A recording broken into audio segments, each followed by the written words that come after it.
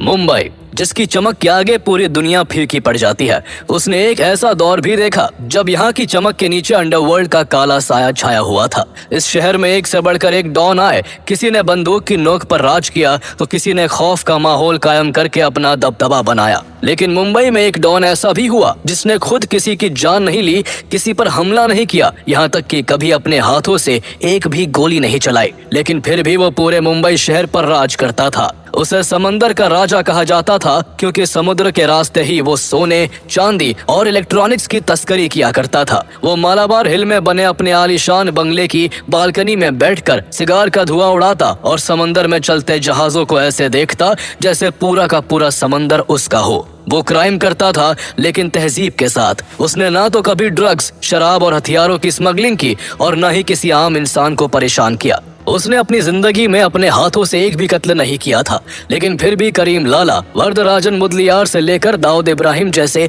बड़े से बड़े गैंगस्टर भी उसके इशारों पर नाचते थे। उसके नाम की तूती बोलती थी। स्मगलिंग वर्ल्ड से लेकर बॉलीवुड तक और पुलिस से लेकर बड़े बड़े नेताओं तक उसकी पहुंच थी।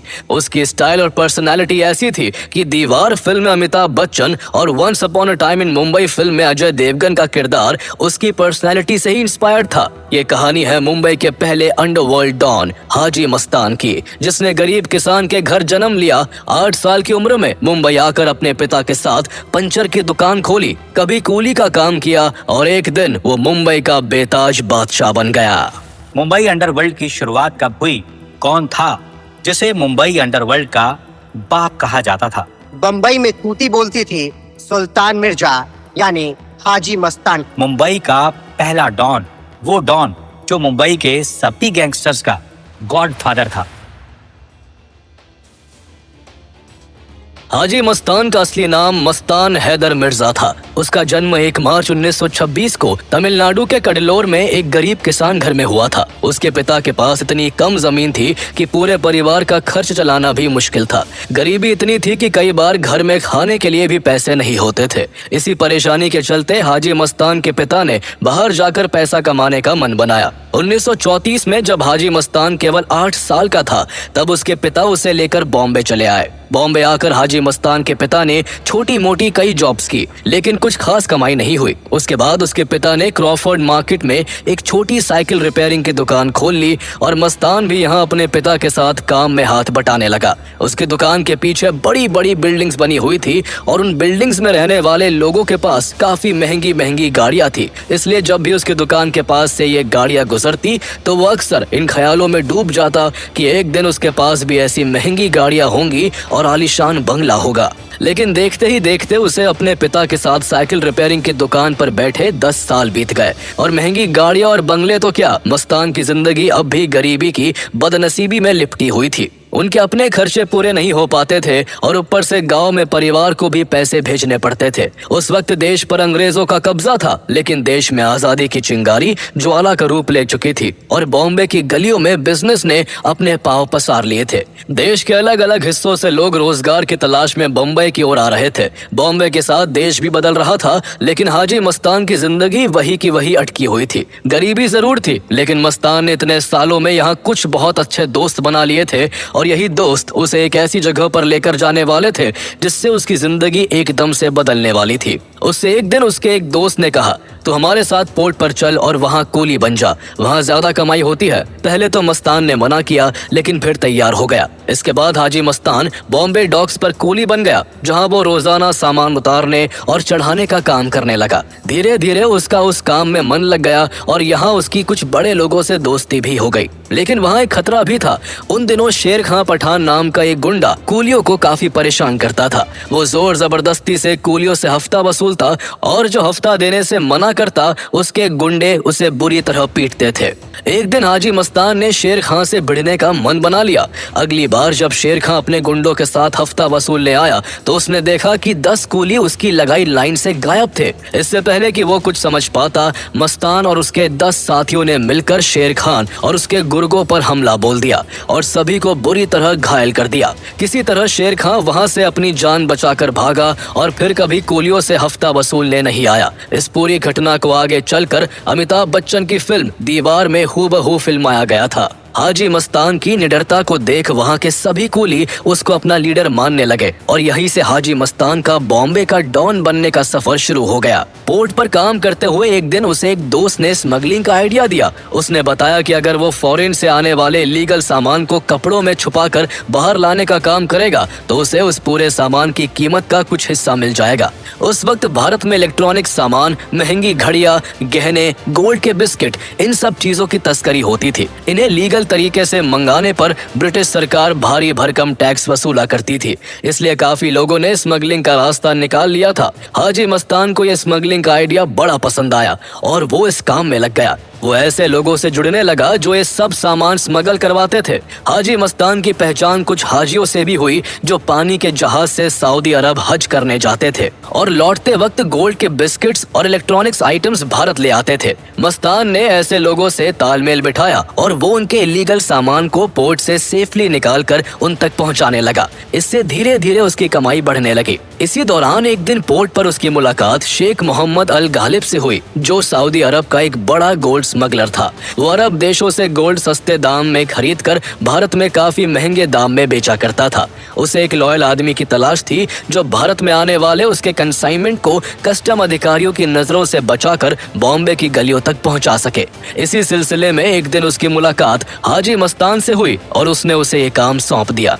मस्तान ने जब एक दो बार बड़ी चालाकी से उसके कंसाइनमेंट को सक्सेसफुली पोर्ट से बाहर निकालकर उसके ठिकाने तक पहुंचा दिया तो मोहम्मद अल गालिब का हाजी मस्तान पर भरोसा बढ़ गया। उसने मस्तान को अपने काले धंधे से जोड़े रखने के लिए उसे हर बार सामान सेफली बाहर निकालने पर 10% हिस्सा देना शुरू किया, जिससे दोनों मिलकर पैसा बनाने लगे। इस बीच हाजी मस्तान ने मोहम्मद अल गालिब से स्मगलिंग की दुनिया की बारीकियों को भी सीखा। दोनों के लिए सब ठीक चल रहा था, लेकिन एक दिन उनकी शामत आ गई। एक दिन जब मोहम्मद अल गालिब सऊदी अरब से स्मगलिंग का गोल्ड लेकर बंदरगाह पहुंचा, तब वो कुछ ही कंसाइनमेंट मस्तान को दे पाया था कि तभी पुलिस ने दोनों को चारों ओर से घेर लिया। पुलिस को देखते ही हाजी मस्तान वहां से शेख का सोना लेकर फरार हो गया, लेकिन मोहम्मद अल गालिब पुलिस के हत्थे चढ़ गया और उसे स्मगलिंग के जुर्म में 3 साल की सजा दी गई। 3 साल के बाद जब शेख जेल से बाहर आया तो उसके पास एक फूटी कौड़ी भी नहीं बची थी। वो कुछ दिनों बाद फिर से हाजी मस्तान से मिला। उसने सोचा था कि हाजी मस्तान सोना देने से मुकर जाएगा या कोई बहाना बना देगा, लेकिन उसकी उम्मीद के उलट हाजी मस्तान ने उसका सारा सोना जस का तस संभाल कर रखा था और उसने पूरा सोना शेख को वापस लौटा दिया। शेख ये देखकर हैरान रह गया। 3 साल एक लंबा वक्त होता है और इतना कीमती सोना देखकर किसी का भी ईमान डोल सकता है, लेकिन हाजी मस्तान की ईमानदारी को देख मोहम्मद अल गालिब बहुत खुश हुआ और उसने आश्चर्य भरी निगाहों से उससे पूछा, तुमने ये सोना बेचकर अपने लिए पैसे क्यों नहीं बनाए? इस पर हाजी मस्तान ने कहा, मेरे पिता ने सिखाया था कि ईमान सबसे बड़ी दौलत है और ऊपर वाला सब देखता है। उसके मुंह से इस तरह की बात सुनकर मोहम्मद अल गालिब उससे इतना प्रभावित हुआ कि उसने अपने उस बॉक्स का आधा सोना हाजी को दे दिया और उसे अपने बिजनेस का 50% हिस्सेदार बना लिया। यहीं से हाजी मस्तान नाम के सूरज का मुंबई के अंडरवर्ल्ड में उदय होना शुरू हो गया।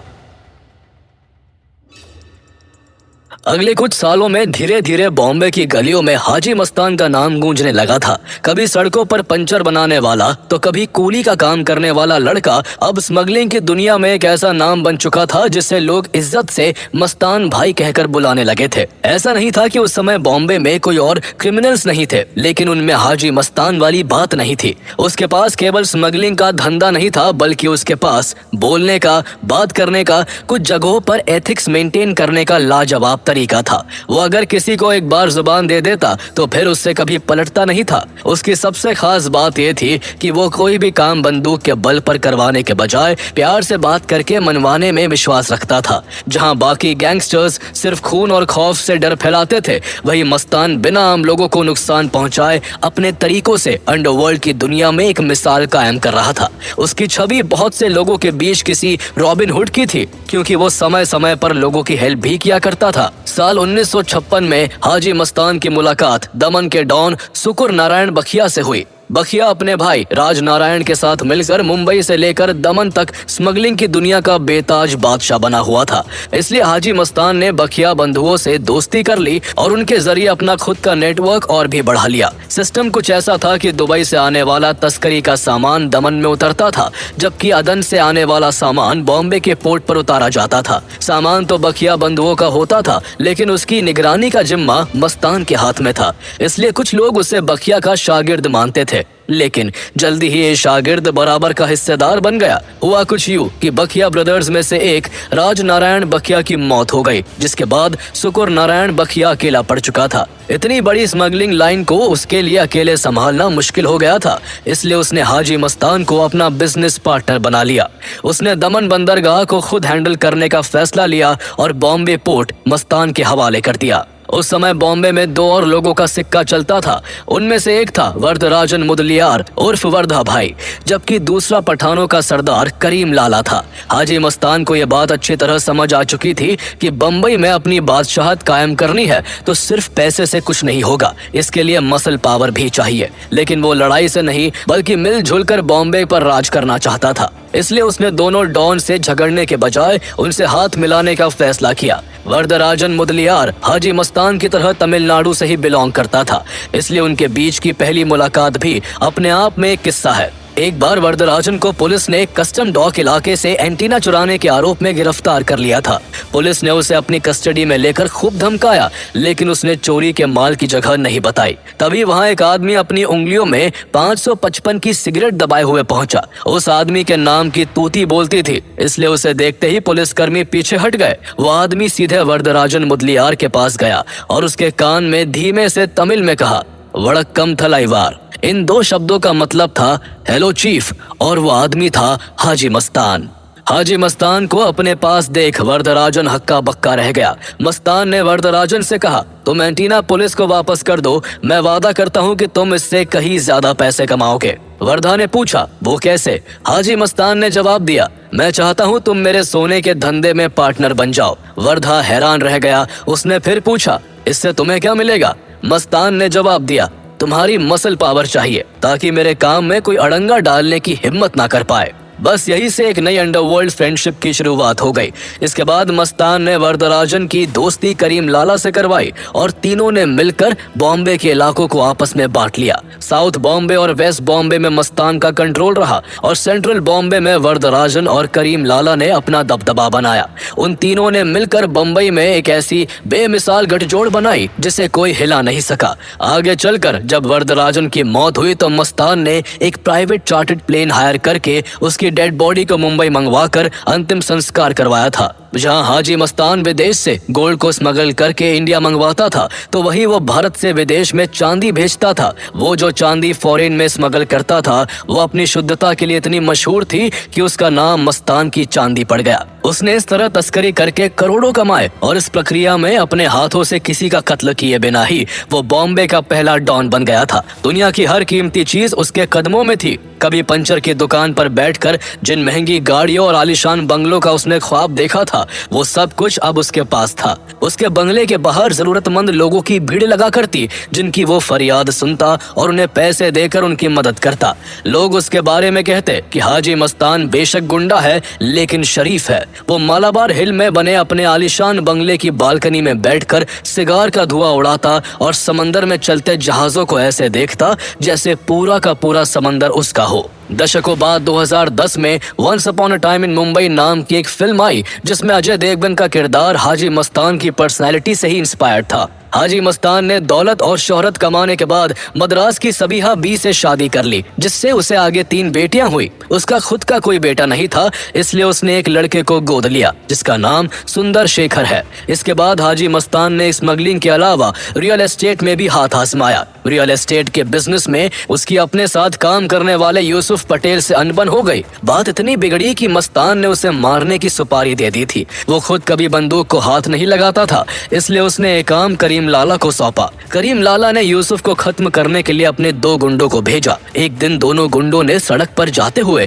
यूसुफ पटेल पर ताबड़तोड़ गोलियां चला दी, जिससे यूसुफ पटेल की बाह में 2 गोलियां लग गई। इससे पहले कि गुंडे यूसुफ को जान से मार पाते, यूसुफ का बॉडीगार्ड बीच बीच में आ गया और उसने अपनी जान देकर यूसुफ पटेल की जान बचा ली। मस्तान ने जब ये सुना तो वो यूसुफ से खुद मिलने गया और कहा, जिसे अल्लाह खुद जिंदा रखना चाहता है उसे मारने वाला मैं कौन होता हूँ। और फिर ये दुश्मनी फिर से दोस्ती में बदल गई। जिस समय हाजी मस्तान का बॉम्बे में सिक्का चल रहा था, ठीक उसी वक्त बॉलीवुड भी जवान हो रहा था। नए सितारे चमक रहे थे, फिल्में हाउसफुल जा रही थी और सिल्वर स्क्रीन पर एक अलग ही जादू बिखरा हुआ था। हाजी मस्तान भी सिनेमा की रंगीन दुनिया से दूर नहीं रह पाया। सिनेमा का ये दीवाना अंडरवर्ल्ड का वो किंग बन चुका था जिसके एक इशारे पर पूरा मुंबई नाचता था। फिल्म इंडस्ट्री के बड़े बड़े स्टार्स भी उसके चार्म और पावर के आगे इम्प्रेस हुए बिना नहीं रह पाए। उसके दिलीप कुमार, अमिताभ बच्चन, राज कपूर, धर्मेंद्र और फिरोज खान जैसे सभी बड़े बड़े एक्टर्स से दोस्ती थी। बाद में सलीम और जावेद ने जब दीवार फिल्म की स्क्रिप्ट लिखी तो उसमें विजय का जो किरदार था वो काफी हद तक हाजी मस्तान से इंस्पायर्ड था। फिल्म में रियलिज्म लाने के लिए खुद अमिताभ बच्चन सलीम जावेद के साथ कई बार मस्तान से मिलने उसके बंगले पर जाते और उसे ऑब्जर्व करते, उसकी चाल ढाल और बातचीत के स्टाइल को गहराई से नोटिस करते थे। लेकिन मस्तान की लाइफ सिर्फ बम्बई के डॉन बनने तक ही सीमित नहीं थी। एक दिन जब वो बॉलीवुड की सबसे खूबसूरत अदाकारा मधुबाला से मिला तो पहली नजर में ही दिल हार बैठा। वो एक क्रिमिनल होते हुए भी मधुबाला के मासूम से चेहरे और दिलकश मुस्कान को देखकर एक आम शख्स की तरह इश्क में डूब गया। कई दिनों तक उसने अपनी फीलिंग्स दिल में छुपाए रखी और फिर धीरे धीरे मधुबाला से दोस्ती कर ली। जब उसका दिल ज्यादा मचलने लगा तो किसी भरोसेमंद के जरिए उसने मधुबाला तक अपनी मोहब्बत का पैगाम भिजवा दिया। लेकिन मधुबाला के दिल में हाजी मस्तान के लिए ऐसा कुछ नहीं था, इसलिए दोनों के बीच रिश्ता नहीं बन पाया। जब मस्तान का ये ख्वाब पूरा नहीं हो सका तो उसने मधुबाला की एक हमशक्ल वीणा शर्मा उर्फ सोना से शादी कर ली। सोना की शक्ल काफी हद तक मधुबाला से मिलती थी और वो एक स्ट्रगलिंग एक्ट्रेस थी, इसलिए शादी के बाद हाजी मस्तान ने सोना के फिल्मी करियर को चमकाने के लिए जमकर पैसा लगाया। लेकिन लाख कोशिशों के बाद भी सोना की फिल्में बॉक्स ऑफिस पर नहीं चली। उसका अपनी पत्नी को एक फेमस एक्ट्रेस बनाने का सपना अधूरा ही रह गया। मस्तान ने अंडरवर्ल्ड से बॉलीवुड तक सब कुछ देखा, लेकिन इश्क में हार उसकी सबसे बड़ी शिकस्त थी।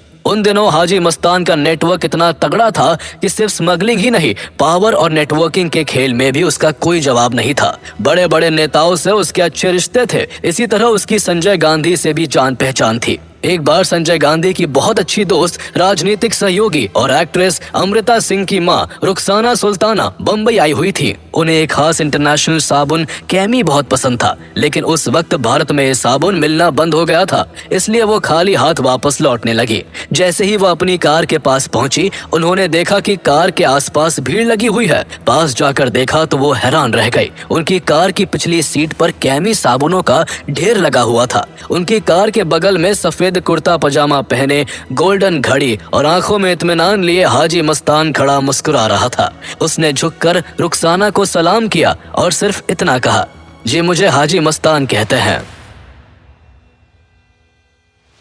धीरे धीरे वक्त गुजरता गया और हाजी मस्तान का धंधा काफी तेजी से बुलंदियां छूता रहा। कई साल बीत गए, लेकिन उसे कभी भी स्मगलिंग के आरोप में गिरफ्तार नहीं किया गया। इसकी सबसे बड़ी वजह थी उसकी सिस्टम पर पकड़। वो समय समय पर पुलिस और कस्टम अफसरों को महंगे तोहफे देता, जिससे वो उसके गुनाहों पर चुप्पी साध लेते। और अगर कभी कोई अफसर इन तोहफों को ठुकरा देता और उसके काम में अड़ंगा डालने की कोशिश करता तो हाजी मस्तान उसका ट्रांसफर करवा देता। 1974 में कुछ ऐसा ही हुआ। मस्तान ने एक ईमानदार कस्टम ऑफिसर को खरीदने की कोशिश की, लेकिन अफसर ने उसका ऑफर ठुकरा दिया। उल्टा उसने मस्तान की स्मगलिंग पर लगातार रेड डालनी शुरू कर दी। जब भी पोर्ट पर हाजी मस्तान का माल आता, वो ऑफिसर उस सामान को पोर्ट पर ही पकड़ लेता, और अगर कभी माल उसके हाथ नहीं भी लगता तो वो हाजी मस्तान के इलाकों में घुसकर उस इलीगल सामान को ढूंढ निकालता। इससे मस्तान को धंधे में काफी नुकसान उठाना पड़ रहा था। उसे सीधी टक्कर रास नहीं आई और उसने आखिरकार अपनी पॉलिटिकल पहुंच का इस्तेमाल करके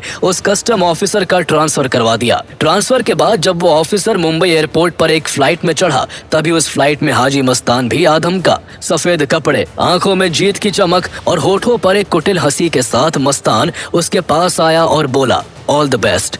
हालांकि मस्तान को इतनी अंग्रेजी नहीं आती थी, लेकिन उसने उस ऑफिसर को चिढ़ाने के लिए इस एक लाइन को कहने की मेहनत कर ली थी। उसी साल हाजी मस्तान की महाराष्ट्र के एक मंत्री से अनबन हो गई। मंत्री जी नाराज होकर दिल्ली में धरने पर बैठ गए और खुलेआम ऐलान किया कि हर हाल में हाजी मस्तान की गिरफ्तारी होनी ही चाहिए। इसके बाद मजबूरन मुंबई पुलिस ने मस्तान को अरेस्ट तो कर लिया, लेकिन जेल नहीं ले गई। उसे कोल्हापुर के एक आलीशान गेस्ट हाउस में रखा गया, जहां हर वो आराम मौजूद था जिसकी मस्तान को आदत थी। साल 1975 में देश में बड़ा सियासी तूफान आया और इंदिरा गांधी ने देश में इमरजेंसी लगा दी। सरकार के आदेश पर जहां विपक्ष के बड़े नेताओं को जेल में भेजा गया, तो वही हाजी मस्तान को conservation of foreign exchange and prevention of smuggling activities act के तहत स्मगलिंग के जुर्म में जेल में डाल दिया गया। ये पहला मौका था जब हाजी मस्तान को बाकायदा जेल जाना पड़ा था।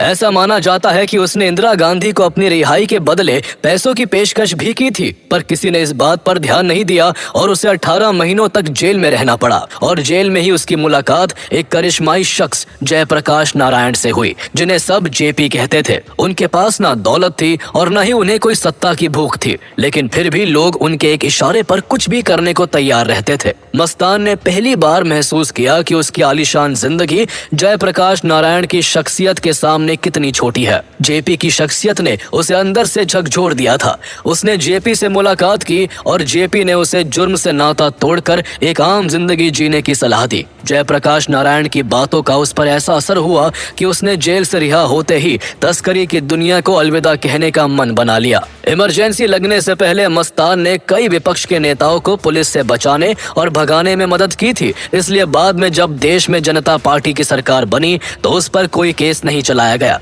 जेल से निकलने के बाद वो सबसे पहले हज पर गया और वापस आकर वो राजनीति के मैदान में उतर गया। उसने महाराष्ट्र के एक दलित नेता जोगेंद्र कावड़े के साथ मिलकर दलित मुस्लिम सुरक्षा महासंघ नाम की एक नई राजनीतिक पार्टी बनाई। वो मुस्लिम और दलित को साध कर राजनीति में अपनी जगह बनाना चाहता था और इसी मकसद से 1984 में उसने चुनाव भी लड़ा, लेकिन ना तो वो खुद जीता और ना ही उसकी पार्टी के एक भी कैंडिडेट को जीत नसीब हुई। 1990 में उसने अपनी पार्टी का नाम बदलकर दलित मुस्लिम अल्पसंख्यक और सुरक्षा महासंघ कर दिया। ट्रेजेडी किंग के नाम से मशहूर एक्टर दिलीप कुमार ने भी उसके लिए चुनाव प्रचार किया, लेकिन फिर भी उसकी किस्मत नहीं बदली। अंडरवर्ल्ड की दुनिया में अपने नाम का डंका बजाने वाला हाजी मस्तान राजनीति के मैदान में शिकस्त खा चुका था। उसे राजनीति में एक अदद जीत के लिए पूरी जिंदगी तरसना पड़ा। भले ही इलेक्शन में उसकी पार्टी को कामयाबी नहीं मिली, लेकिन उसने चुनाव में काले धन का जमकर इस्तेमाल किया था। माना जाता है कि इसके बाद से ही चुनावों में भारी पैसा खर्च करने का चलन शुरू हुआ था।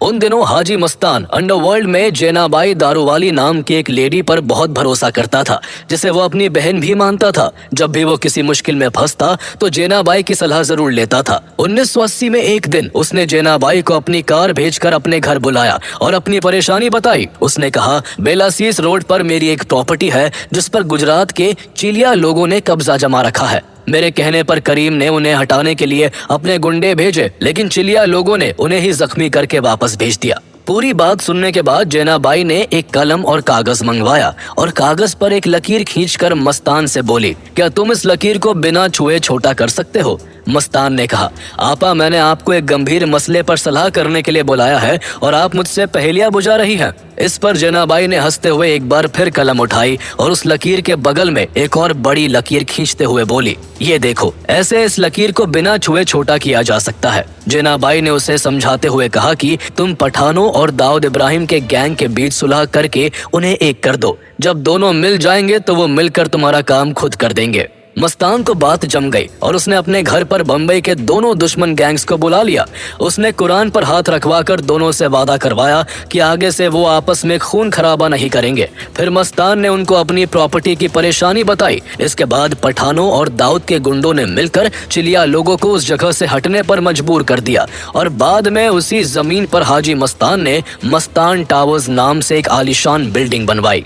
हाजी मस्तान का यही अंदाज था। उसने खुद कभी किसी पर गोली चलाए बिना ही अपना दबदबा कायम करके रखा था। उसने बहुत सारे लोगों की मदद भी की। उसके इसी अंदाज को बाद में आगे कई गैंगस्टरों ने अपनाने की कोशिश की, लेकिन कोई भी मस्तान जैसा रुतबा नहीं बना पाया। उस समय डी कंपनी का सरगना दाऊद इब्राहिम भी मस्तान के लिए काम करता था। उस वक्त मुंबई में अरुण गावली और छोटा राजन जैसे कुछ और नाम भी उभर रहे थे, लेकिन अंडरवर्ल्ड के ताज के असली वारिस के तौर पर सिर्फ दाऊद इब्राहिम को देखा जाता था। दाऊद को हाजी मस्तान का शागिर्द भी कहा जाता था। मस्तान ने एक बार दाऊद इब्राहिम को एक नसीहत दी थी कि वो अपने काले धंधे का काम रात 9 बजे से सुबह के 5 बजे के बीच निपटा लिया करे। इस वक्त लोग अपने घरों में होते हैं, इसलिए जब वो आम लोगों के बीच नहीं आएगा तो पुलिस भी उसके काम के बीच में नहीं आएगी।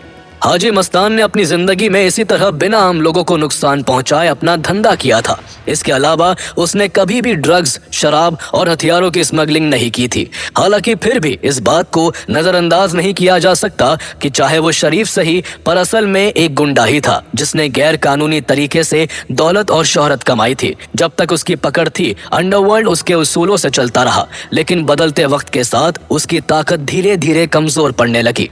उसके दोस्त वरदराजन की मौत हो चुकी थी और करीम लाला भी मुंबई से अपना बिजनेस समेटना शुरू कर चुका था।